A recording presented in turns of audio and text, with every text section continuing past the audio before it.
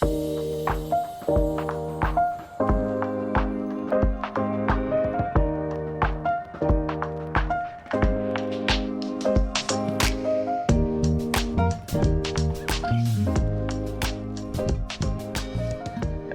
apoderado, comunica usted que los tipos de inteligencia, de los que muchas veces no hablan, así como la inteligencia espacial, visual, auditiva, no son lo que mucha gente cree.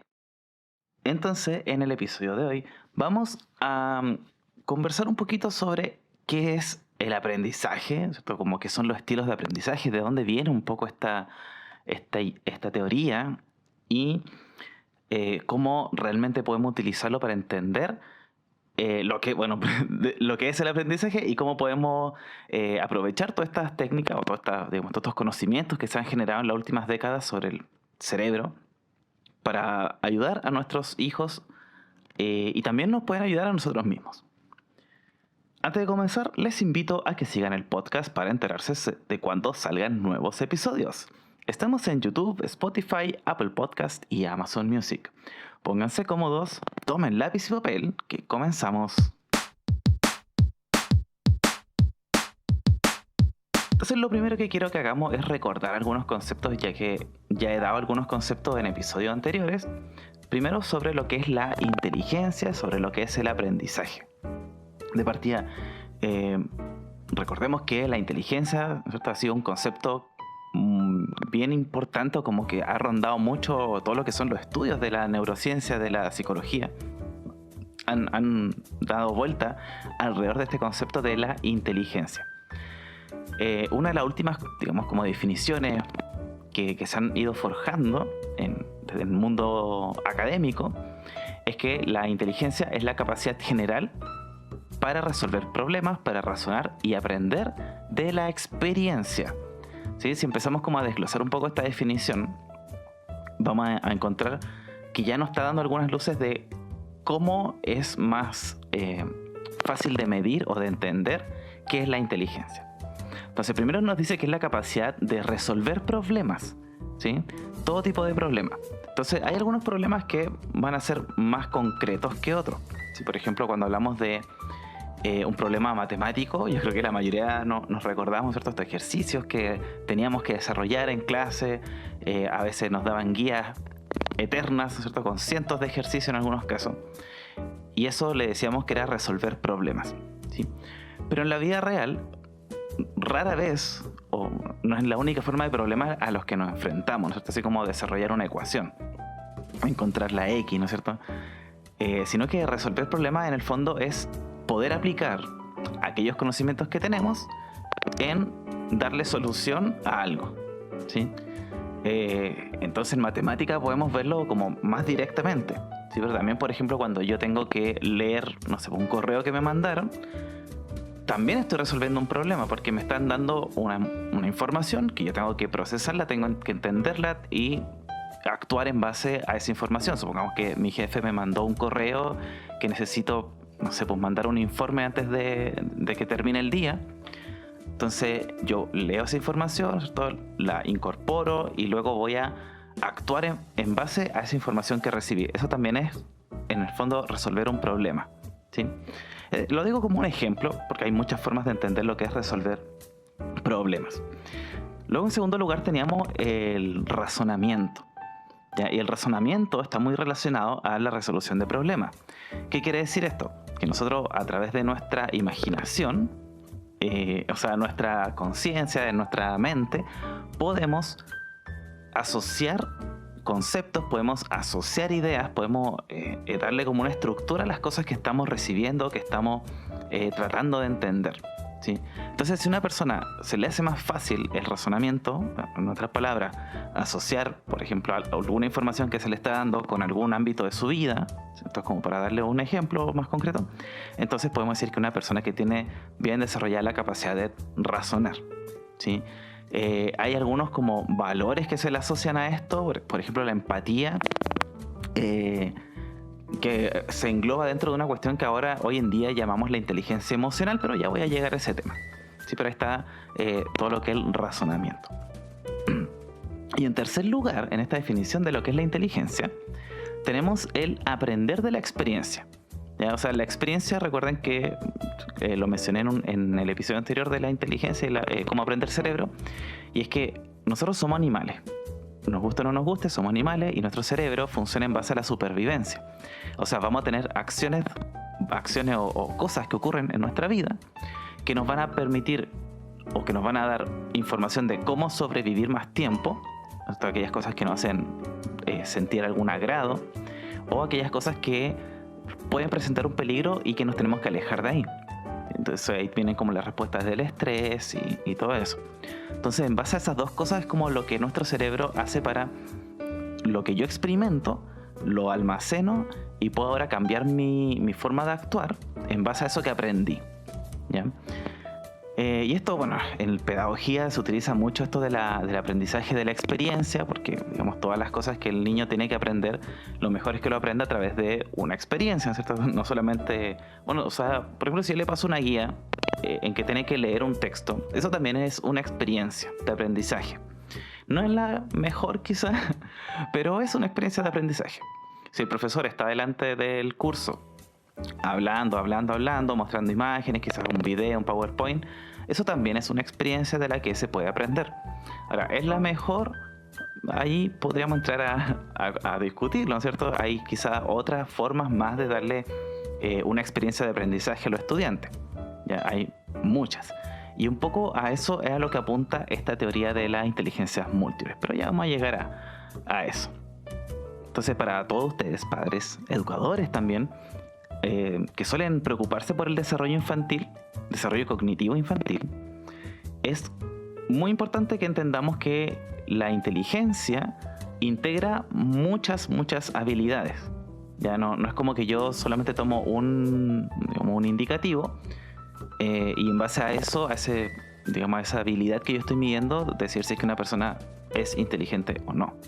Entonces, como son muchas habilidades, son muchas las cosas que se miden, por ejemplo, en un test de inteligencia, están, bueno, cosas como las que les mencioné recién, resolver diferentes tipos de problemas, el razonamiento.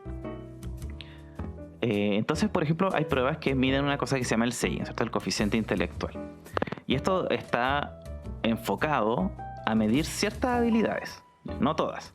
A pesar de que hay diferentes tipos de test, hay algunos que engloban más habilidades que otros, pero en general digamos que no existe como la evaluación perfecta en que me evalúe todas las habilidades cognitivas, porque todo el tiempo se están encontrando nuevos, algunas son como subdivisiones de otras, y bueno, son un tema más académico, más difícil de desarrollar ahora, pero para que se entienda, si a usted o a su hijo, su hija o algún estudiante le han aplicado una prueba de inteligencia, o sea, del coeficiente intelectual, no se asuste si es que tiene un mal resultado, porque de partida también esto de la inteligencia no es algo fijo.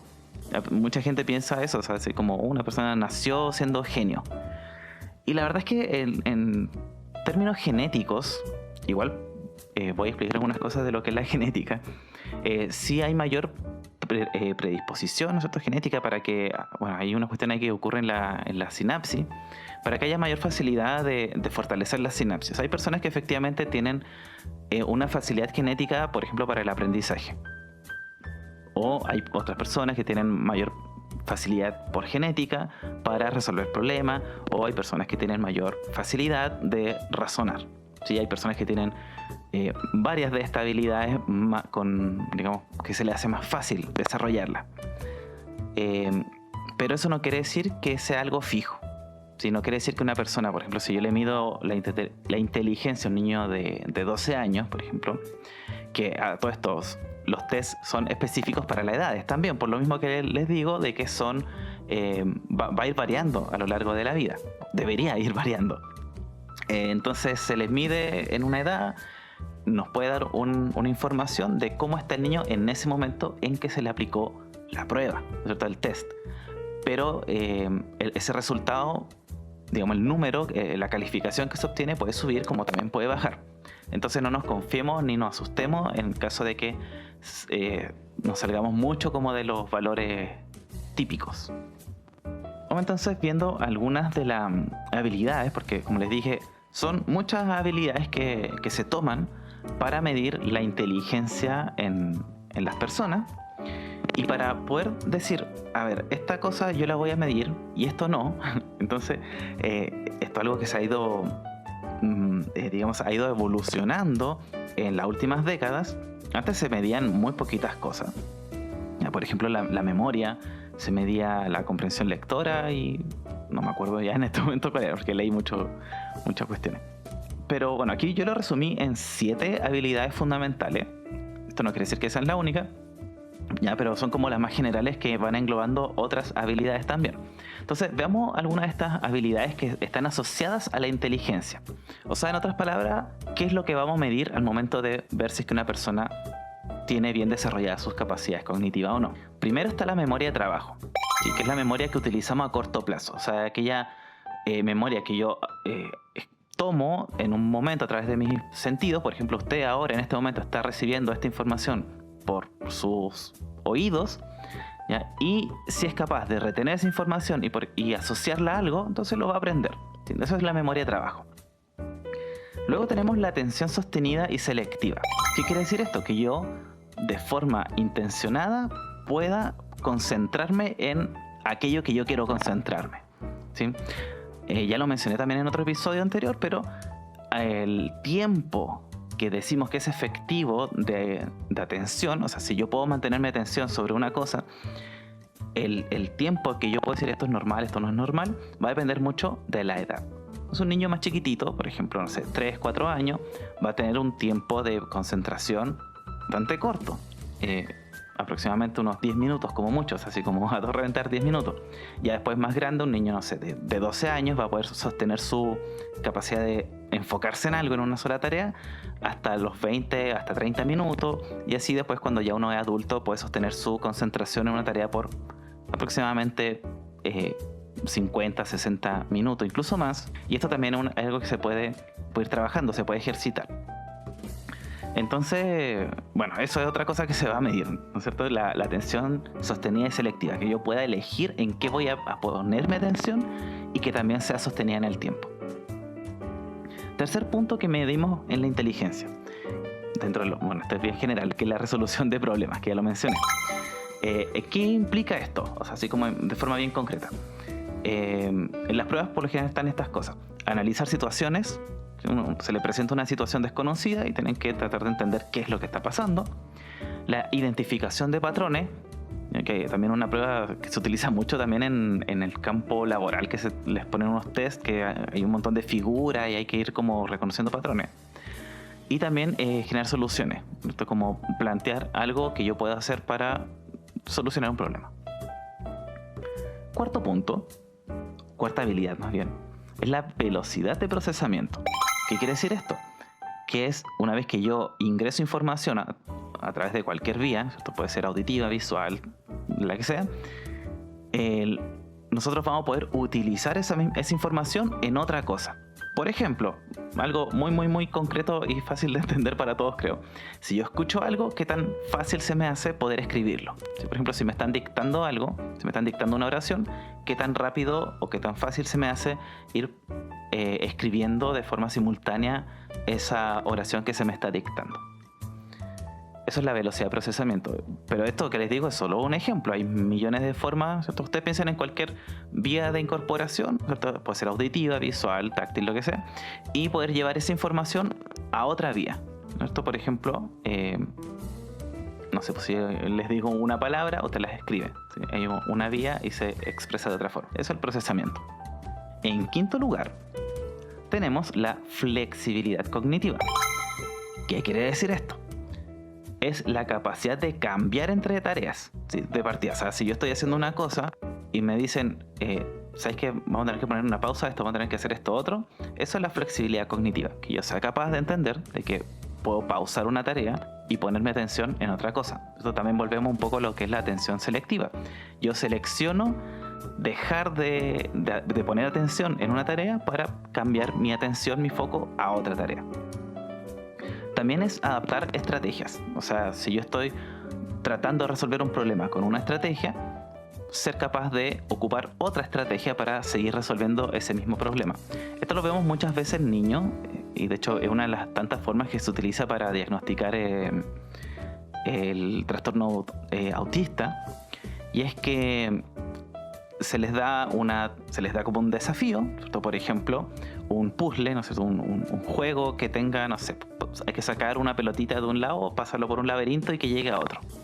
¿Sí? Y quizás siempre ha resuelto esos problemas de cierta forma, ¿cierto? Quizás tomar el tablero e ir moviéndolo para que la pelotita vaya rodando. Pero quizás en esta ocasión no se puede levantar el tablero. Entonces, ¿cómo yo resuelvo ahora ese problema sin la estrategia que siempre he utilizado? Eso también es algo que se mide, que es lo que le ponemos aquí como flexibilidad cognitiva. En sexto lugar, también tenemos la habilidad del pensamiento abstracto y creativo. Bueno, ya lo he comentado también en otras oportunidades cuando en estos 2 episodios anteriores que son sobre el arte, las diferentes áreas artísticas, yo le dije que una de las principales habilidades más difíciles de desarrollar es la creatividad.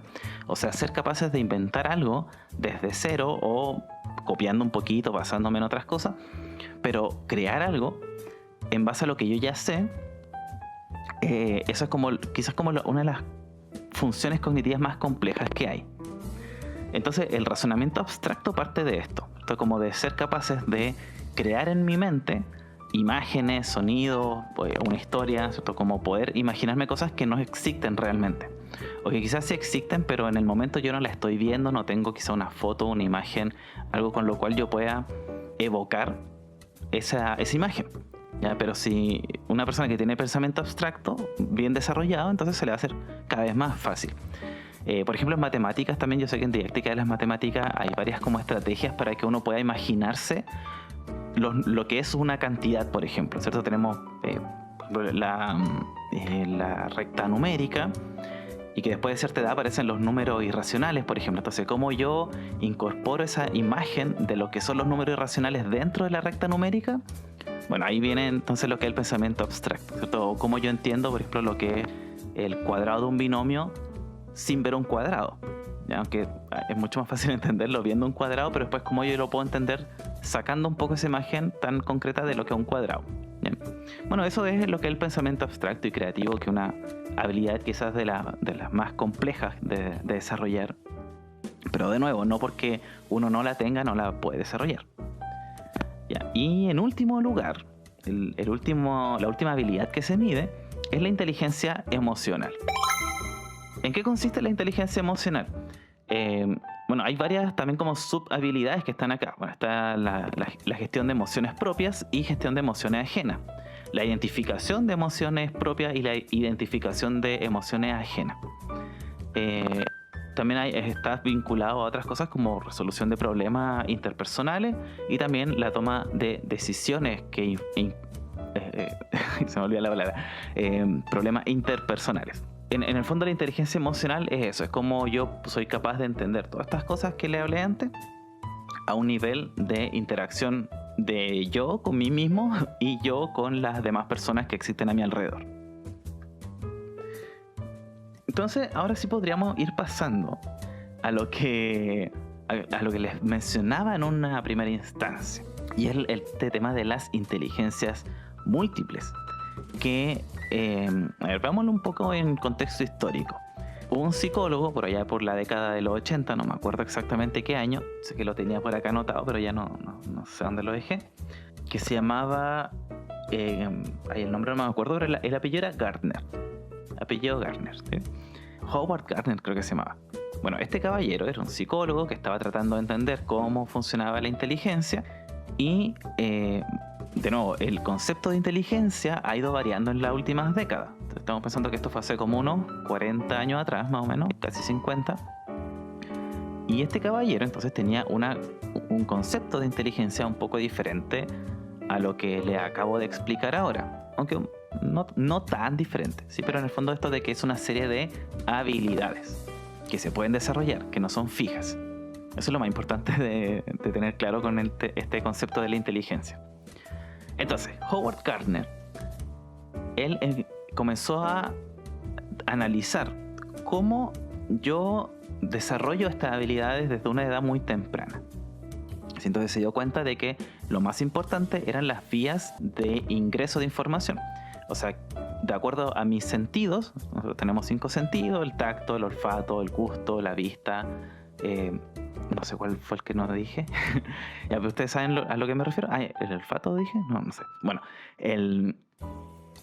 este caballero entonces dijo, a ver, nosotros vamos a ir incorporando información a nuestro sistema nervioso a través de estas vías sensoriales, estas vías de ingreso sensorial. Es lo que comenzó a observar, es que desde muy temprana edad, los niños, todas las personas, en verdad, preferían ciertas vías antes que otras. Y, o sea, no le encontró una explicación así como de por qué pasaba, pero se dio cuenta, fue solamente la observación, de que había niños que, por ejemplo, se les hacía mucho más fácil identificar sonidos, reconocer, por ejemplo, las voces de sus cuidadores. Habían otros niños que se les hacía mucho más fácil identificar patrones, por ejemplo, solamente a través de lo visual, y se dio cuenta también que había niños que se les hacía mucho más fácil resolver problemas cuando lo tenían de manera física frente a ellos.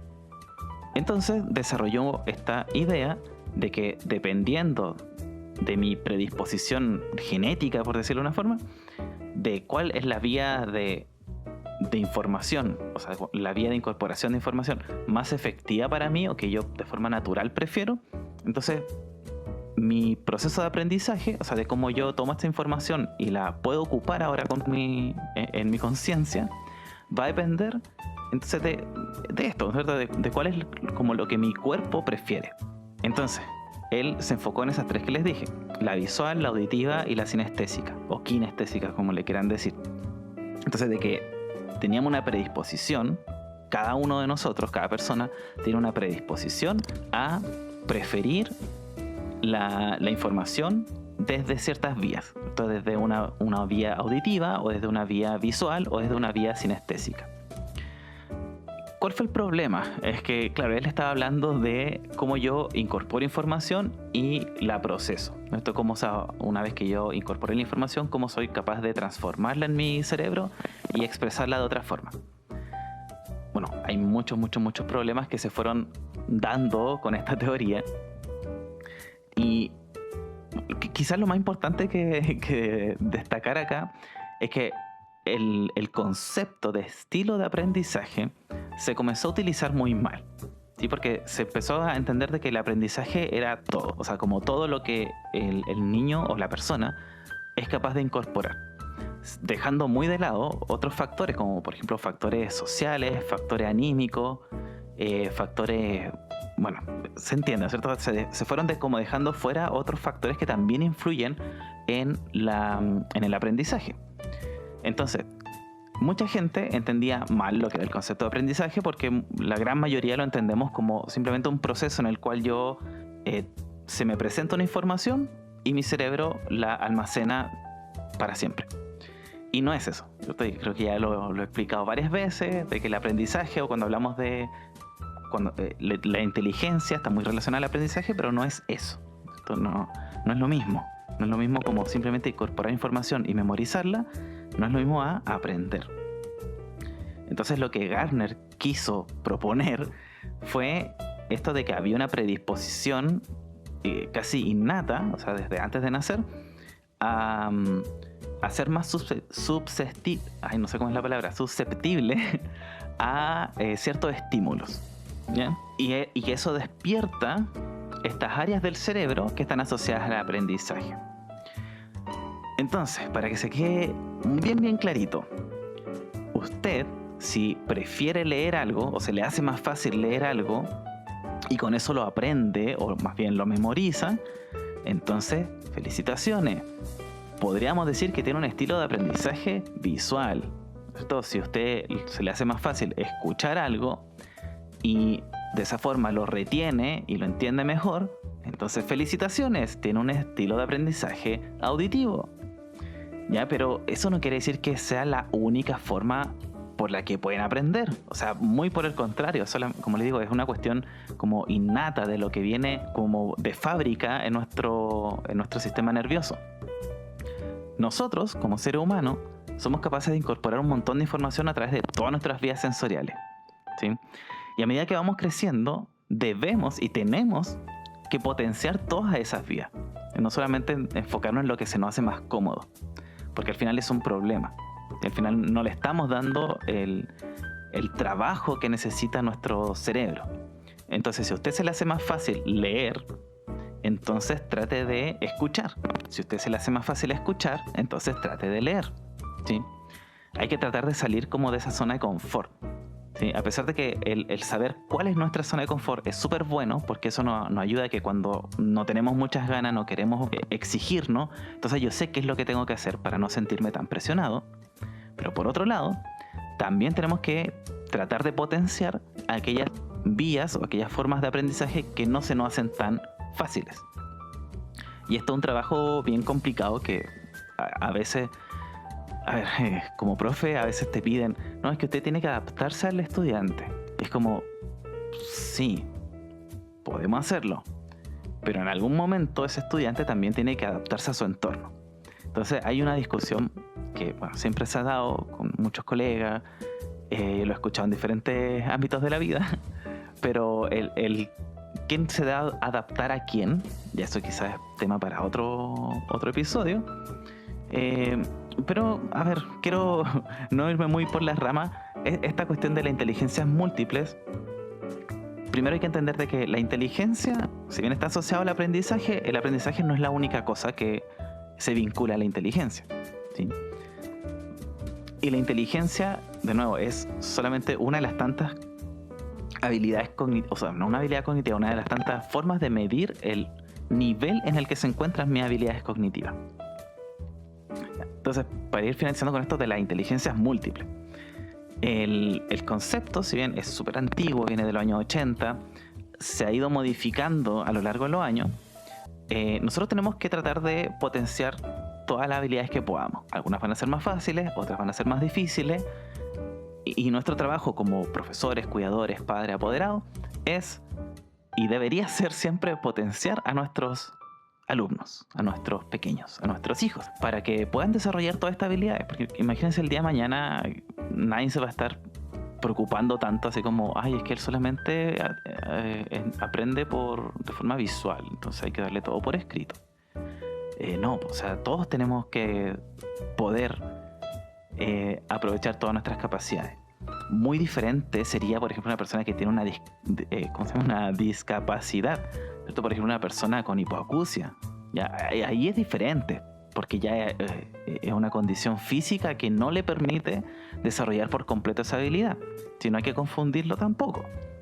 Entonces, una persona con hipoacusia o completamente sorda, obviamente no vamos a exigirle que potencie sus vías auditivas porque no tiene, ¿sí? Entonces creo que se entiende de que no me refiero a eso. Entonces eso sobre las inteligencias múltiples. No se limiten, eso como para que se les quede bien claro, no se limiten con las vías sensoriales que ustedes pueden potenciar. Potenciemos todas. Unas van a ser más fáciles, otras van a ser más difíciles, pero hay que potenciar todas.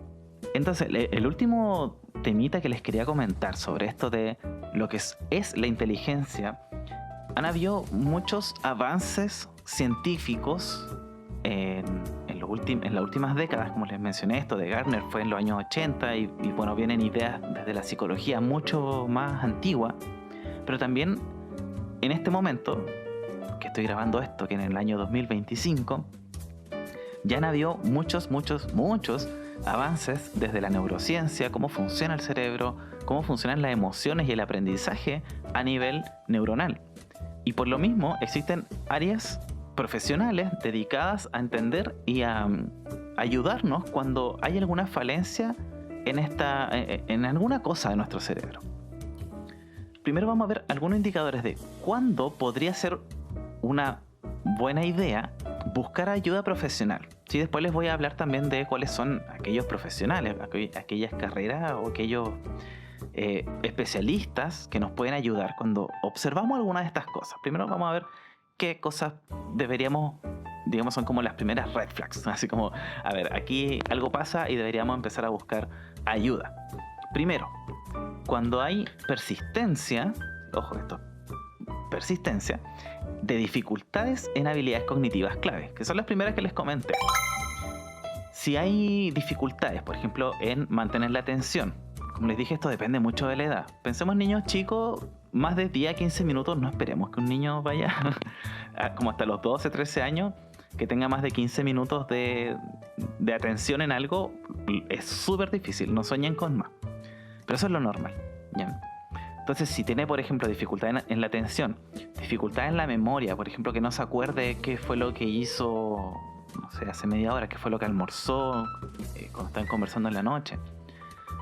Habilidades de resolución de problemas, por ejemplo, si nunca ha sido capaz de resolver un puzzle o completar un rompecabezas. Si esto es persistente, o sea, si dura más de... Bueno, aquí también depende de la edad, pero dejémoslo en 6 meses aproximadamente. O sea, si está durante 6 meses usted observa que su hijo no desarrolla o no tiene ningún avance, no tiene ningún cambio en cómo manifiesta estas habilidades cognitivas, entonces ahí hay que empezar a preocuparse, ¿sí? Sobre todo cuando empiezan a afectar al aprendizaje, o sea, cuando lo podemos ver, por ejemplo, en sus notas. ¿Sí? O, por ejemplo, también otra cosa que es muy importante observar son las interacciones sociales. O sea, si la persona le cuesta mucho interactuar socialmente, a veces también puede ser problema de que hay alguna habilidad cognitiva que no se está desarrollando. Otro indicador son los retrasos significativos en el desarrollo del lenguaje. ¿Ya? Cuando nosotros hablamos del lenguaje, a ver si se acuerdan de las clases de lenguaje como de primero básico, decimos que está el emisor, el mensaje, el canal y el receptor, ¿no es cierto? Si yo tengo problema en cualquiera de esas áreas, o sea, si yo como emisor no me doy a entender, o si yo como emisor no manejo bien qué canal tengo que usar, o cuál es el mensaje, o el mensaje que yo emito o trato de emitir no tiene sentido, o yo como receptor de mensaje no soy capaz de codificar lo que me están planteando, entonces a eso nos referimos con un retraso significativo al desarrollo del lenguaje. Muchas veces pensamos que es solamente con el habla, ¿ya? Y no es solamente el habla. ¿Ya? Quizás lo primero que podemos evidenciar, porque una de las primeras cosas que se desarrollan es comunicarse a través de la voz. ¿Sí? A veces no son palabras concretas, a veces son sonidos que emulan algún otro sonido. Y claro, uno de los primeros indicadores de que puede haber algún problema de desarrollo del lenguaje es cuando los niños no se comunican. ¿Sí? Cuando uno les habla y no te miran, o cuando no emiten ningún sonido como que se parezca, por ejemplo, mamá, papá. Estas son como las primeras palabras que los niños suelen decir. Eso entonces también un indicativo que podríamos decir aquí algo está pasando. Tercer indicador, las conductas problemáticas persistentes. Y aquí es bien importante el persistente, porque muchas veces puede ser que un niño, un joven, tenga problemas de conducta por un problema puntual. Algo, no sé, su mascota se enfermó y sabemos que podría irse al cielo de las mascotas. O los papás se están peleando mucho y el niño quizás piensa que se pueden separar. O efectivamente los papás se separaron. Ya, eso hay momentos concretos en la vida de una persona que les puede afectar y que pueden reflejarse en problemas de conducta. Pero eso son cosas puntuales. Pero cuando ahora estos problemas son persistentes, digamos de nuevo, que duren meses o años incluso, problemas como por ejemplo la agresividad, falta de la tolerancia, la frustración, que tenga una desconexión social, y todas estas son problemas o son cosas que deberíamos ser capaces de reconocer y atender a tiempo. Cuarto indicador, los problemas de aprendizajes en áreas específicas.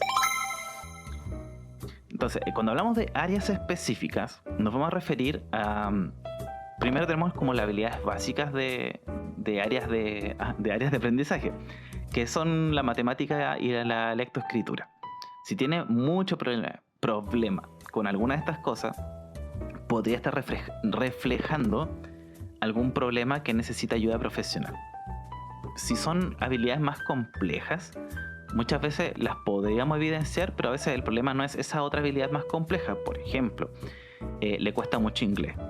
Si habla bien español, o sea, si su lengua materna es el español y habla bien español, y además está aprendiendo inglés, porque en el colegio le enseñan inglés y le cuesta mucho el inglés, entonces lo más seguro es que no sea un problema de lenguaje, porque a veces pensamos como, hoy no está hablando, ¿no? Es que no está hablando en el idioma que queremos que aprenda, pero se habla bien en su lengua materna, entonces no hay ningún problema en cuanto al desarrollo del lenguaje.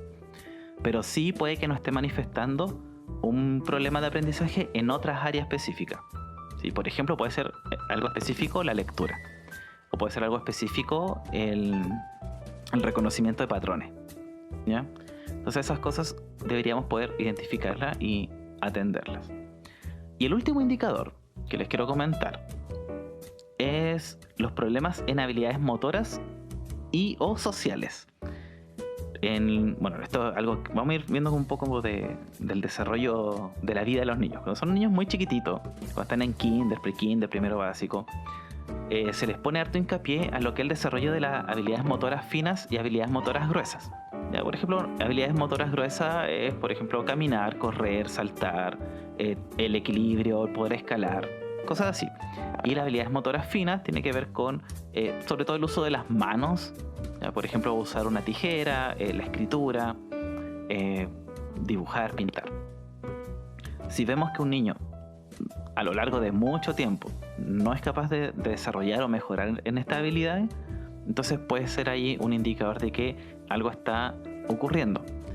Y también tiene que ver, esto suele ser el mismo diagnóstico, pero cuando tienen problemas sociales, ¿no es cierto? Como problemas para interactuar con otros niños, sobre todo niños de su misma edad.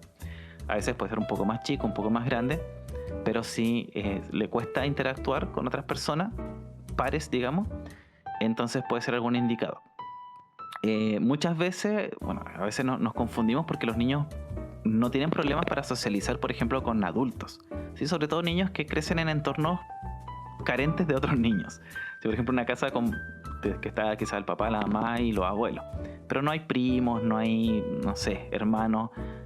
Eso a veces, digamos, es normal que sientan mayor, que se sientan más cómodos estos niños interactuando con adultos, ¿sí? Porque es como obvio, porque solamente interactúan con su papá, con su mamá, con su abuelo, su abuela. Es normal, ¿sí? Pero una vez que se insertan en el ámbito educativo, ¿cierto? Van al jardín, van al colegio, y vemos que persiste durante mucho tiempo, digamos meses,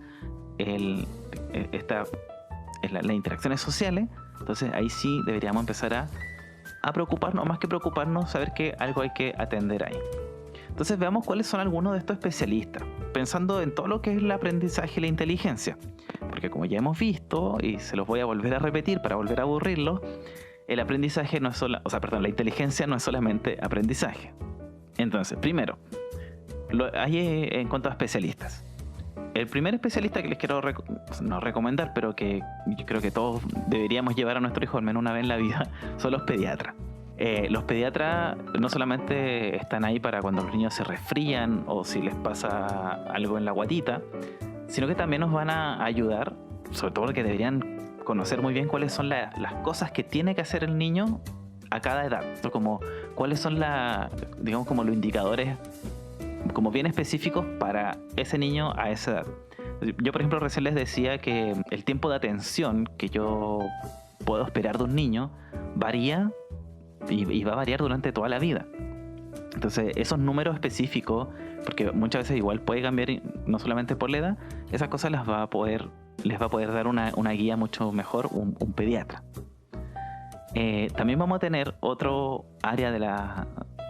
área profesional, que son los psicólogos infantiles, que son una especialidad de la psicología. ¿Qué es lo que van a hacer los psicólogos? Porque muchas veces pensamos que los psicólogos están ahí como cuando los problemas son más graves, y no siempre es así. A ver, ¿qué hace un psicólogo infantil?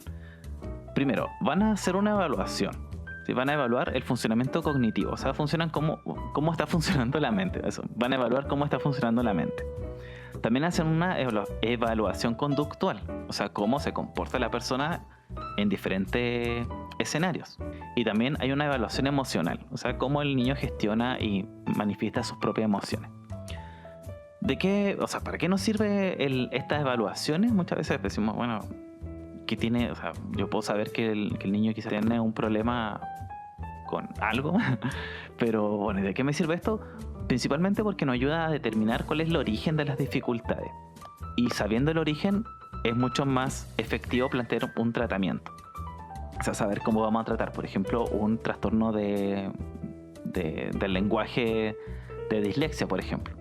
Un psicólogo puede saber por qué se originó esa dislexia, entonces si es que algo genético, si es que algo social, y en base a eso, ahora podemos saber cuál es el camino que debemos llevar para que ese niño, esa niña que tiene esta condición de dislexia pueda desarrollar bien sus habilidades de lectoescritura. Creo que se entiende. Ya, tercer especialista que les quiero comentar. Están los neuropsicólogos. El neuropsicólogo, también una especialidad de la psicología, ¿qué es lo que van a hacer? Evaluaciones también, pero más detalladas, de lo que es el rendimiento cognitivo, otras habilidades más neuronales como la memoria, la atención y habilidades ejecutivas, que eso lo mencioné en el episodio anterior de cómo aprende el cerebro. Entonces aquí ya se genera más como un diagnóstico clínico, ¿sí? Entonces un neuropsicólogo o un neurólogo también, que no son lo mismo, pero digamos son bien parecidos, vamos a poder entonces con estas evaluaciones saber cuál va a ser el camino a seguir para poder tratar cualquier condición neurológica. Luego también tenemos los terapeutas. Existen los terapeutas de lenguaje y los terapeutas ocupacionales. Terapeutas del lenguaje casi siempre, bueno, hay varias, están en los fonoaudiólogos. El fonoaudiólogo que trata, por ejemplo, dificultades del habla o dificultades de la expresión. Los fonoaudiólogos no solamente nos van a ayudar, por ejemplo, cuando un niño, no sé, pues, no puede pronunciar la R, ya que a veces pensamos como, le cuesta una letra, lo llamo el fonoaudiólogo. Sí, eso sí es necesario en caso de que haya una real dificultad. También recuerden que todo esto depende mucho de la edad. Pero es un terapeuta del lenguaje. Esto cuando tenemos una dificultad, por ejemplo, con una letra en particular o con un movimiento en la boca, por ejemplo, para pronunciar un sonido, o también la expresividad, que si ustedes han escuchado otros episodios pueden darse cuenta que yo no soy muy expresivo, quizá con mis inflexiones de la voz. Lo intento, pero se me hace como muy falso hablar así. Pero eso es un problema de expresividad que yo lo he intentado tratar con fonoaudiólogo. Se puede, pero ya eso es otro tema. Cómo uno se expresa.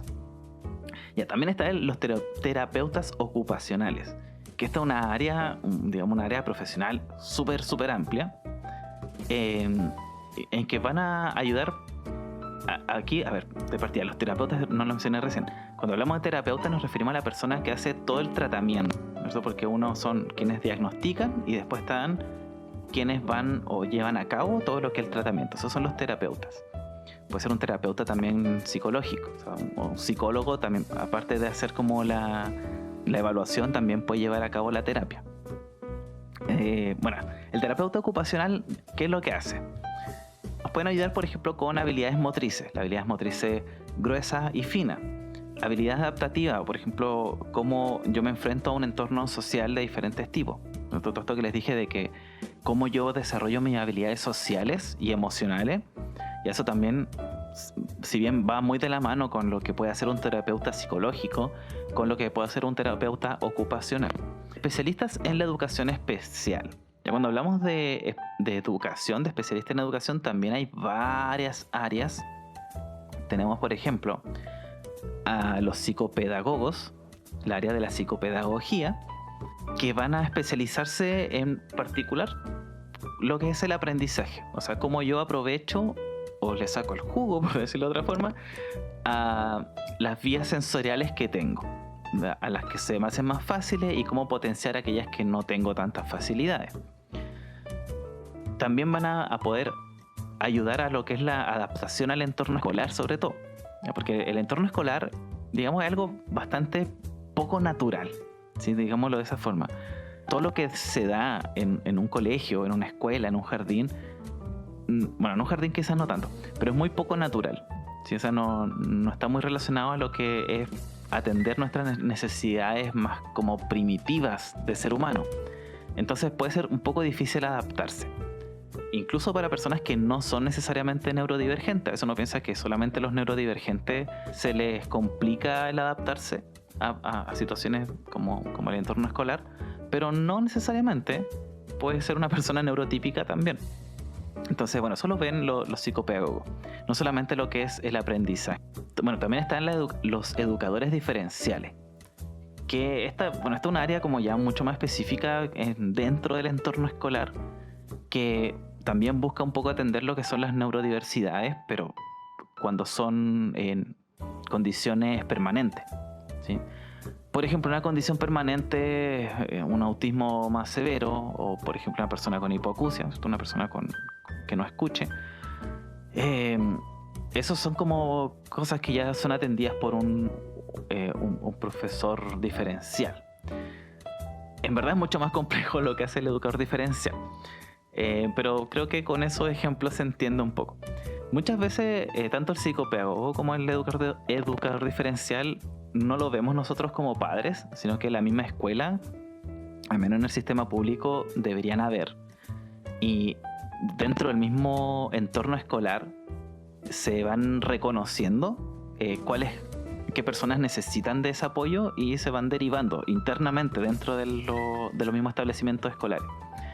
Entonces, ustedes como padres, como apoderados, si alguna vez les llega una comunicación del profesor jefe, de la profesora jefe, diciéndole que a su pupilo lo van a derivar, no sé, por el psicólogo del colegio o a la psicopedagoga del ciclo, no se asusten, porque muchas veces, y esto lo he visto un montón de veces, los padres se asustan y dicen, pero ¿cómo? Si mi hijo no necesita ayuda, si mi hija es tan inteligente.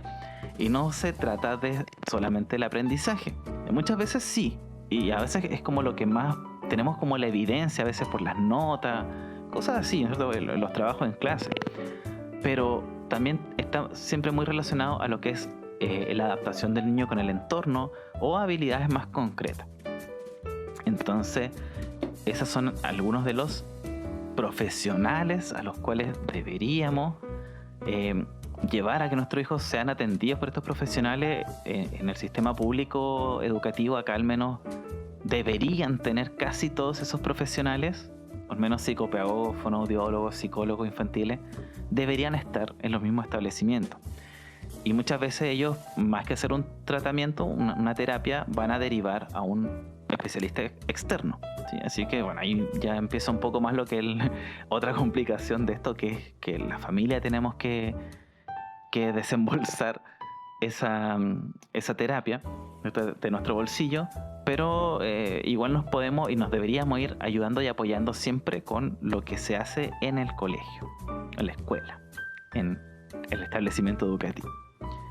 Así que, señores padres, señores educadores, cuidadores, nosotros los padres deberíamos ser los primeros en notar signos tempranos en las dificultades que pueden tener nuestros hijos. Sí, deberíamos ser los primeros. Deberíamos darnos cuenta desde edades muy tempranas. Pero siendo realistas, muchas veces no lo hacemos porque a veces tenemos normalizados ciertos comportamientos. Y esto no es para que alguien se sienta atacado o atacada, sino que simplemente hay cosas que no las vemos. ¿Sí? Simplemente eso, no las vemos. Les vuelvo a repetir, observemos el comportamiento de nuestros hijos, observemos cómo van desarrollando sus habilidades, observemos cómo responden a los cambios del entorno, ¿sí? Y eso puede ser clave para que le demos el apoyo que necesitan a tiempo y no cuando ya sea demasiado tarde. Cuando ya es demasiado tarde, cuando llegan al colegio y lo mandan de vuelta porque le pegó a un compañero, ¿cierto? Porque se agarró a combo, o porque insultó a un profesor, o no sé, lo que sea, ¿cierto? O incluso casos más extremos, si nos vamos, no sé, por la adolescencia, porque se fue del establecimiento, ¿cierto? Hizo, como le decimos acá, la cimarra, no entró a clase, o sale mucho los fines de semana y queda en estado digamos, de ebriedad muy así como en exceso. Y esas son cosas que son como ya los casos más extremos o sea, ni tan extremos, porque a veces pueden ser causados por otras razones. Pero bueno, nosotros los padres deberíamos ser los primeros en notar estas cosas. Y también si los profesores que ven a nuestro hijo nos dicen, nos llaman la atención, ¿no es cierto? Nos avisan de que, oiga, aquí hay algo que puede estar ocurriendo, escuchémoslo, ¿ya? O sea, no los miremos en menos. No le digamos, es que mi hijo no es así en la casa. Obviamente que no es así en la casa, pues es un entorno completamente diferente. Su hijo obviamente va a ser muy diferente su comportamiento porque ya tiene una adaptación al lugar en el que se encuentra en la casa. ya está adaptado a quizás a su hermano, a sus primos, a la abuela. Y en el colegio, en la escuela o en el jardín, obviamente va a ser diferente. O sea, obviamente que tiene un comportamiento diferente. Así que no se alarmen si es que en algún momento les dicen que su hijo o su hija hizo algo que ustedes pensaban que nunca iba a hacer, porque son entornos diferentes.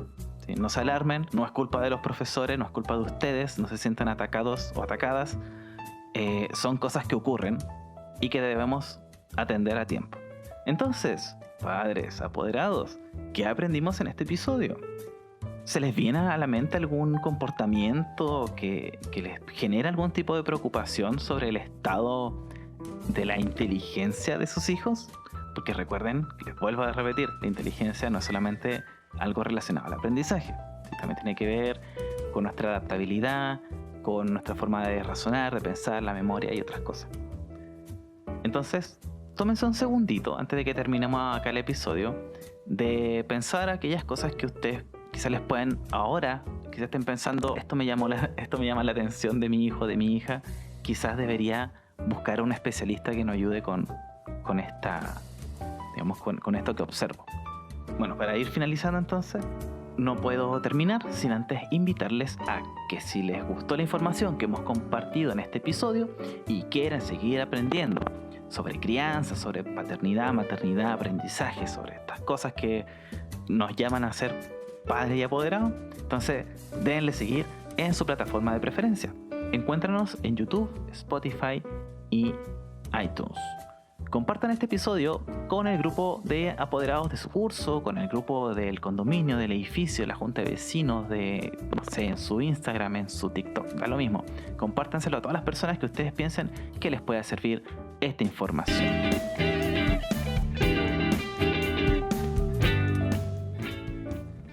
Y hasta aquí el episodio de hoy. Gracias por acompañarnos en este recorrido por el aprendizaje y la magia de ser padres y el arduo trabajo que esto implica. Espero que hayan aprendido muchas cosas, así que sin otro particular, se despide atentamente